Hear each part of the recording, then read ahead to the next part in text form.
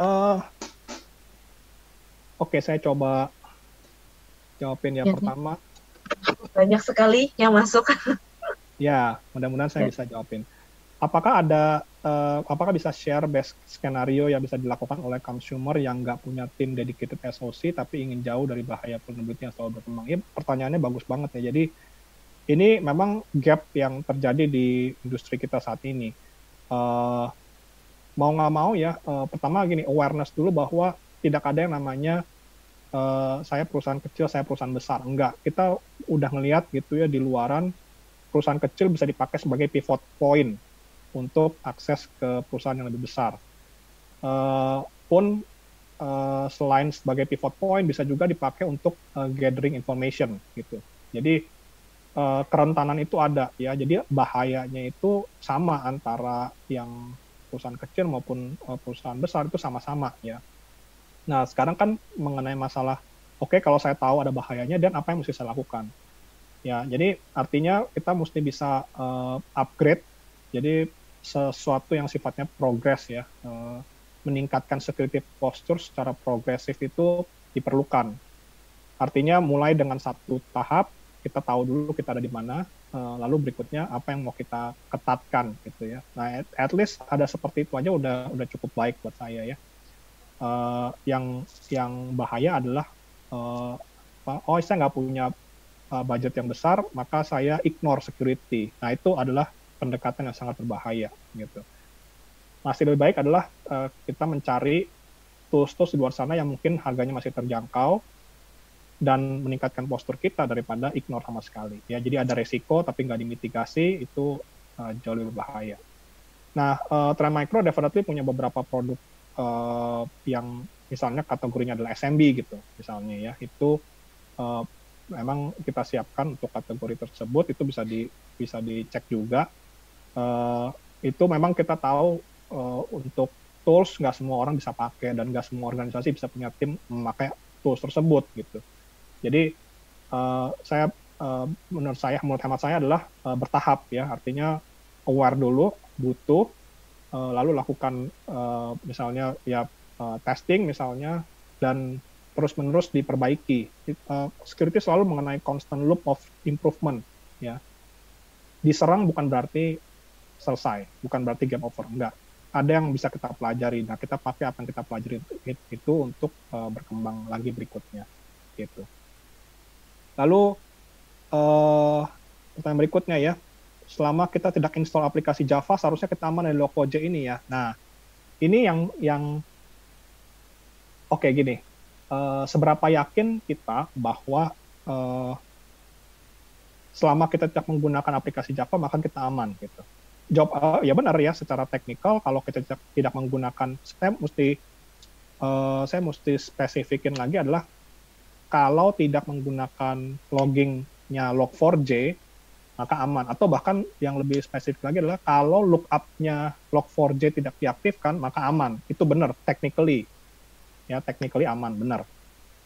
Tapi unfortunately ada banyak enterprise vendor yang menggunakan ini. Jadi tugas yang berat di minggu ini adalah memastikan uh, apa di server-server yang kita punyai itu application-nya kita tahu. Ya memang sebenarnya ada nggak ada Apache Log4j exploit ini, harusnya kan sebagai owner dari sistem kita tahu apa aja yang diinstal gitu kan. Nah, jadi apapun yang aplikasi yang ada yang running gitu, sebaiknya memang kita tahu atau kita tanyakan ke vendornya apakah ada patch untuk log4j ini gitu. Tapi secara teknikal jawabannya betul Pak Joni. Jadi kalau tidak menggunakan log4j maka aman. Bukan aman ya, artinya tidak terpengaruh terhadap exploit yang ini gitu. Kan banyak exploit yang lain. Oke, yang kedua, selama kita instalasi aplikasi menggunakan aplikasi Java itu akan sama aja dengan kita terpapar log4j ini. Iya, jadi sebetulnya log4j bukan di Java-nya tapi di Apache-nya ya. Cuman karena dia menggunakan bahasa pemrogramannya Java, maka ya seperti itu ya. Nah, lalu berikutnya lagi, apakah produk Apex One, Tipping Point, IPS di dia sudah bisa mendetek prevent exploit ini? Iya, yang tadi saya sempat di slide-slide itu ya. DDI sudah ada rule-nya, DS sudah ada, tipping point IPS sudah ada, Apex One kita siapkan beberapa pattern untuk after effect-nya. Jadi exploit ini tuh kayak pintu ya, pintunya kebuka gitu. Pintu orang bisa masuk menggunakan Log4j ini terbuka. Nah, ketika pintu terbuka, orang mau taruh apapun bisa. Mau taruh virus apa segala macam. Nah, si Apex One ini dia akan berusaha mendeteksi after effect-nya. Setelah pintu dibuka, dia ngeliatin file apa yang ditaruh di sana gitu. Ya, kalau tipping point IPS, DS ya, itu tugasnya adalah memblok orang yang mau masuk. Kalau orang jahat mau masuk, dia berusaha memblok itu gitu ya. Sementara pintunya diperbaiki gitu. Lalu berikutnya, apa dengan update saja sudah cukup untuk menutup celah di Log4j ini? Atau jika sudah kompromi? Nah, ini dengan update saja sudah cukup, benar. Tapi pertanyaan adalah gimana caranya kita tahu bahwa sebelum kita update sistem kita nggak kompromis gitu. Kan pertanyaan di situ. Artinya saya bilang adalah kalau menutup celah di Log4j jawabannya harus patch. Tapi kalau memastikan apakah sistem kita terkompromis, nah itu beda lagi tuh ceritanya. Artinya kita mesti punya monitoring dong. Misalnya contoh gini, apakah kita tiba-tiba ketahuan ada user baru yang kita nggak pernah tahu sebelumnya, yang skalanya admin misalnya gitu. Nah itu kan artinya sistemnya mungkin sudah terkompromis menggunakan Log4j ini sebelum kita patch gitu. Ya, jadi benar tadi menutup celah, jawabannya adalah patch. Kalau memastikan bahwa sistem kita terkompromis apa enggak, nah itu lain cerita lagi tuh. Deteksinya udah harus lebih satu langkah lagi. Kita mesti deteksi aktivitasnya server tersebut, deteksi apakah ada ransomware, apakah ada macam-macam yang lainnya. Lalu berikutnya, jika proses update ke 2.16, apakah semudah update seperti plugin? Apa ada resiko-resiko yang perlu menjadi concern? Itu nanti dibaca aja di Apache-nya, karena kami tidak mewakili Apache ya. Nanti dilihat di bagian, biasanya di readme-nya atau di what's new-nya biasanya ada penjelasannya. Bagaimana cara kita melakukan indikasi di dalam seluruh environment kita terhadap adanya vulnerability ini? Jika ditemukan, bagaimana melakukan remediation? Nah ini yang tadi saya cerita ya. Mungkin kalau misalnya punya VA vulnerability assessment tool bisa dipakai, terus tadi Log4j tester juga bisa dipakai, atau ada aset inventory, application inventory itu juga bisa dipakai ya. Jadi dia biasanya nge-scan secara berkala, konsisten ya, secara rutin aplikasi yang terinstall di server ini apa, versi berapa. Nah, itu bisa kita gunakan juga cara itu. Terus tambahan lagi adalah yang seperti tadi jawaban saya untuk pertanyaan sebelumnya, kita harus melakukan monitoring secara ketat nih. Apakah ada aktivitas-aktivitas yang di luar kebiasaan gitu. Ada user baru, ada schedule task yang baru gitu. Atau ada registry yang tiba-tiba muncul yang kita nggak tahu gitu. Nah itu mungkin indikasinya gitu. Untuk remediasinya sendiri ya itu ya tadi ya seperti tadi cerita sebisa mungkin di patch. Lalu kalau memang dia belum memberikan dampak negatif, misalnya kayak tadi, ternyata dia udah sempat bikin user nih, ya udah usernya dihapus misalnya. Atau ada bikin file sharingnya di delete misalnya gitu. Oke, berikutnya mau tanya saat ini versi Log4j yang digunakan masih menggunakan versi 1. Kalau dengan kondisi web server aplikasi tidak terkoneksi dengan internet, apa itu aman atau harus tetap update Log4j-nya? Tetap ya, jadi tadi saya cerita kalau versi 1 itu basically sudah end of life, artinya sudah tidak disupport lagi oleh si Apache. Artinya walaupun tidak terpengaruh oleh CVE 2021-42448 yang ini, tapi bisa aja Bapak ternyata atau sistem tersebut rentan tereksploit oleh exploit yang lain gitu. Ya, jadi tetap saran kita adalah update ke yang paling latest gitu. Apakah celah keamanan di Log4j ini disebabkan karena versi tersebut masih beta? Apakah lebih harus menunggu yang stable release dulu? Ya, ini salah satu temuan yang umum juga. Ini maksudnya adalah yang kedua ya, CV yang kedua. Jadi CV yang pertama itu sudah dikeluarkan patch-nya oleh Apache dan sudah dianalisa itu sepertinya ini ya masih incomplete sehingga masih bisa lagi dieksploit menggunakan CV yang kedua gitu. Nah, saya nggak bilang bahwa itu beta atau apa segala macam, harus menunggu stable release. uh, patch-nya begitu tersedia sebaiknya di patch dan stay on guard, menunggu memantau pengumuman lebih lanjut dari si Apache-nya gitu, atau si vendor aplikasi yang terdampak gitu. Karena ya itu tadi ini masih hangat banget ya, bisa aja ada orang-orang di luar sana yang tertrigger gitu pemikirannya, lalu ternyata Log4j bisa dibeginiin ya, nah terus mereka bikin lagi ya, mereka mulai bikin exploit yang lain, itu bisa aja gitu. Nah terus berikutnya, klien dari aplikasinya memang terkoneksi lewat internet via proxy. Oh ya, tadi ada nanya ya, jadi kalau apakah aplikasi tidak terkoneksi dengan internet, apakah itu aman? Artinya gini, kalau tidak terkoneksi dengan internet, artinya caranya si attacker untuk bisa nyerang servernya Bapak itu berkurang. Ya saya nggak bilang hilang, saya bilang berkurang. Artinya gini, kalau misalnya si attacker tersebut sudah ada di dalam company Bapak, dan dia bisa aja dia nggak ngapa-ngapain, dia cuma ya misalnya coin miner gitu ya, cuma pengen dapetin crypto coin misalnya. Terus ternyata dia dengar nih ada Log4j gitu. Terus bisa aja ternyata dia lakukan serangan tersebut ke internal server gitu. Ya jadi kalau tidak terkoneksi ke internet, jalur yang bisa dipakai attacker buat nyerang jadi berkurang, bukan berarti hilang gitu. Bisa aja dari tempat yang lain. Lanjut. Apa yang dimaksud dengan Log4j vulnerability, bagaimana cara? Nah itu tadi sudah saya share juga ya, jadi harusnya udah bisa jawab. Kalau koneksi internet menggunakan proxy ke kantor, apakah yang perlu kita perhatikan hanya proxy servernya, karena nggak semua PC menggunakan ini harusnya sih nggak pengaruh ya. Ini kita ngomonginnya mengenai server side vulnerability, bukan client side vulnerability. Untuk Apex One SaaS, apakah sudah bisa bantu scan PC atau notebook user mengecek apakah terdampak atau tidaknya? Nah itu tadi saya cerita, ini adalah server side vulnerability, bukan client side vulnerability. Jadi artinya serangan tersebut mempengaruhi ke aplikasi Apache modul Log4j yang terinstall di server gitu. Nah kalau servernya kebetulan dipasangkan Apex One product, maka yang tadi saya cerita ya, Apex One itu melakukan scanning terhadap file yang menjadi after effect dari exploit itu. Jadi exploitnya sendiri harus dilindungi dengan cara pertama kita patch, dan sembari menunggu patch-nya itu kita bisa aktifkan produk IPS-nya Trend Micro, entah pakai tipping point atau pakai deep security gitu. Untuk attack kan melalui protokol HTTP atau TPS, kenapa parameter pakai LDAP? Ya, jadi ini adalah metode lookup yang disupport oleh si Apache Log4j ya.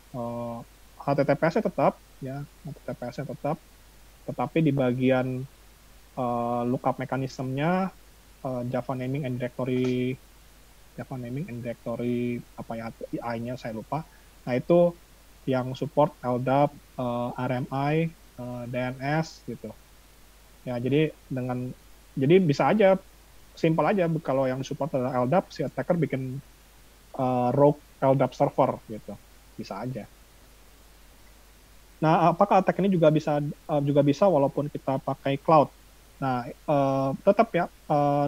Jadi di cloud itu kita menerapkan yang namanya sharing responsibility. Artinya si penyedia cloud provider itu akan menjaga dari sisi infrastrukturnya. Tapi dari sisi infrastruktur ke atas ya, dalam arti aplikasi, data, itu semua menjadi tanggung jawab dari pengguna. Artinya nggak ada bedanya antara yang on-premise sama yang di cloud, tetap terpengaruh. Bahkan tadi kayak ada beberapa software yang bentuknya SaaS pun terdampak juga ya. Jadi ya itu sebabnya kenapa kita ada event ini, karena vulnerability ini sangat luas dampaknya gitu. Apakah Zimbra mail server termasuk rentan terhadap serangan tersebut? Karena setahu saya Zimbra juga menggunakan Log4j. Silahkan ditanyakan ke vendor Zimbranya Pak. Mungkin iya gitu ya, saya nggak tahu juga sih. Yang penting kalau dia menggunakan Log4j, yang pasti menggunakan versi berapa gitu. Itu yang perlu kita cari tahu. Bagaimana cara cek versi dari Log4j tersebut? Mungkin masuk ke bagian manualnya dari Log4j ya, untuk tahu versi berapa. ada beberapa aplikasi legacy kami yang masih pakai Log4j 1.x dan berjalan di VPN tidak public internet, sedangkan Log4j 1.x tidak terdampak. Untuk migrasi, ya best practice-nya untuk migrasi ke 2.15 tentu ada effort besar. Best practice seperti apa untuk kondisi seperti ini? Ya ini balik ya ke classic dilema, itu adalah antara security first atau availability first gitu. Jadi kalau buat Trend Micro, security first. Artinya sebisa mungkin standarnya itu sudah latest gitu. Artinya resiko mengenai aplikasinya jadi nggak jalan apa segala macam itu ya nggak apa-apa, itu tetap jadi ya tetap harus dipikirkan. Tapi kita mengingat bahwa serangan-serangan seperti ini akan juga punya potensi untuk mengganggu availability dari aplikasi tersebut. Jadi artinya antara aplikasi dan security, antara availability dan security memang kadang menjadi dilema, tapi bisa kok kita mendapatkan security dengan memitigasi potensi terhadap availability loss. Itu bisa, gitu. Yang tadi saya cerita ya di awal, nggak apa-apa kalau misalnya ini harus progress ya, untuk porting lagi code-nya di aplikasi legacy itu perlu ada effort lagi, ya nggak apa-apa. Tapi menurut saya pendekatan yang lebih berbahaya adalah dengan mengignore gitu. Saya tahu ada Log4j exploit, tapi saya nggak ngapa-ngapain karena effortnya besar. Nah itu artinya kita mengignore resiko. Nah itu menurut saya pendekatan yang lebih berbahaya dibandingkan ada step-nya sedikit-sedikit walaupun harus progress gitu. Apakah sama vulnerability-nya antara yang pertama sama yang kedua? Ya kurang lebih mirip. Di KB yang ada di Trend Micro juga kita sebut bahwa role yang dipakai di deep security sama tipping point itu masih bisa dipakai untuk memblok exploit yang di CV yang kedua. At least so far ya sampai sejauh ini gitu. Jadi serupa, sama-sama menggunakan Log4j, cuman mungkin string exploit-nya aja yang berbeda. Lalu berikutnya, maksudnya tools IPS itu memblok exploit Log4j yang masuk ke server kita. Iya betul, posisi topologi penempatan tools IPS-nya ada di mana. Kalau tipping point bentuknya adalah di traffic ya, mungkin sama seperti kayak kita masang firewall misalnya kayak gitu ya. Atau kalau pakai deep security mungkin lebih simpel, kita install agent gitu. Ada agentnya, dia akan memantau traffic yang masuk, apakah dia mengandung remote exploit apa enggak gitu. Biasanya settingan apa yang terlewatkan sering terjadi sehingga attacker mudah masuk ke targetnya. Ya ini pertanyaan $1 million question ya. Jadi ketika programmer membuat sebuah aplikasi, mungkin security first itu tidak menjadi prioritas gitu. Mungkin yang menjadi prioritas adalah user interface, yang menjadi prioritas adalah fungsi yang begitu banyak, fitur yang ada banyak sekali gitu. Terus juga kecepatan gitu. Cepat dipublish ke publik sehingga publik bisa pakai dan akhirnya bisa dimonetize gitu. Itu mungkin menjadi prioritas, tapi security tidak menjadi prioritas. Nah inilah yang banyak dimanfaatkan oleh attacker di luar sana. Banyak celah-celah yang kita nggak bisa cegah juga gitu. Jadi artinya security itu tidak berhenti ketika kita mempatch, that's it, selesai, bukan. Selalu learning curve ya, bentuknya siklus. Selesai satu kita belajarin lagi yang lain, apalagi yang perlu kita naikin, tingkatin gitu. Apakah botnet Mirai ada relasi dengan Log4j ini dalam penyebarannya? Iya, jadi bukan dalam hal si attackernya itu sama, bukan seperti itu. Artinya pada saat Log4j vulnerability ini muncul ya, orang banyak pakai untuk mendownload botnet Mirai. Terus juga ransomware Kinsing gitu. Nah itu ya artinya numpang ya, ketika pintu terbuka ya udah yang masuk duluan kebetulan yang tercatat ya itu adalah Mirai botnet. Tapi nggak perlu khawatir, yang lain juga pasti ikutan sih. Kayak tadi saya cerita ada Kinsing ransomware, terus ada banyak lagi yang lain, banyak banget ya software yang. Nah ini kedepannya akan lebih banyak lagi, artinya botnet Mirai ini cuma kebetulan terdetek di awal-awal gitu. Pada perangkat tipping point, apakah cukup update digital vaksin saja untuk mendeteksi exploit Log4j ini? Update dulu, dapetin rule-nya, terus di apply. Ya tentu saja dengan risk mitigation ya. Misalnya contoh kasih tahu dulu ke application owner, terus kalau bisa ada testing, dimungkinkan testing, ya jadi di testing supaya jangan sampai rule ini memblok normal transaction misalnya gitu ya. Itu seperti itu. Jadi mudah-mudahan menjawab. Ini yang terakhir kali ya, mungkin apakah yang harus diutamakan mencegah security hole yang dapat dimanfaatkan oleh hacker? Patch. Ya, karena ini pertanyaan adalah yang harus diutamakan. Yang diutamakan adalah patch, gitu. Karena security hole kuncinya cuma satu, patch, gitu. Kalau patch-nya butuh waktu, maka perlu ada alternatif kontrol. Nah itu makanya tadi saya cerita mengenai ada tipping point IPS, ada deep security, ada Vision One, ada Cloud One Network, Workload Security, ada Apex One, itu untuk membantu mengatasi kerentanan sembari nunggu di patch gitu.